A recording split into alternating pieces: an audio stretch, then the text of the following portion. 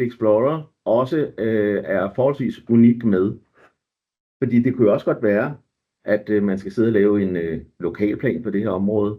Det kan være, at man skal rådgive om, bare om renovering af den her ejendom, eller man skal gerne vil vide lidt mere om det her. Så der har Estate Explorer et tilkøbsmodul, der hedder en demografirapport, som er lavet oven på Danmarks Statistiks kvadratmodel, hvor vi simpelthen bare tegner et område over den her ejendom, vi fokuserer på her, genererer en rapport, og vupti, så får man en rapport, der fortæller lidt om området, alder, personerne, hvor store er boligerne ude i det område.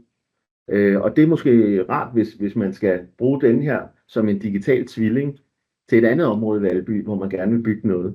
Så man siger, jamen jeg har undersøgt den her eksisterende blok, og der kan jeg se, at størstedelen det er lejligheder mellem 80 og 100 kvadratmeter, og ellers er de fra 100 til 160 kvadratmeter ude i det område der. Så det er ligesom den størrelse. Så jeg vil anbefale dig som bygherre et andet sted i Valby, at vi måske går med 100-110 kvadratmeter, fordi det er det. Der er nogen, der kan opgradere lidt, og der er nogen, der kan nedgradere lidt, eller hvordan det nu er. Og så kigger man på deres uddannelsesniveau, deres civilstand, om de har biler til rådighed. Det er jo ret vigtigt, for nu skal I også til at rådgive om ladestanderkapacitet og parkeringspladser og så videre. Det skal jeg jo ikke fornægte.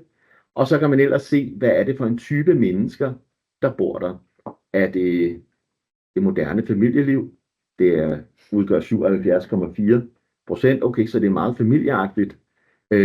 Det er karrierekometer og høj puls.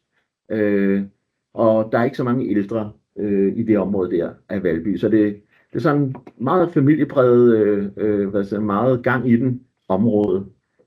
Men det kunne jo også bruges, hvis man skal sidde og rådgive en eller anden, hvor skal du åbne din café, hvor skal du åbne en kaffebar, er der plads til en vintage tøjbutik osv.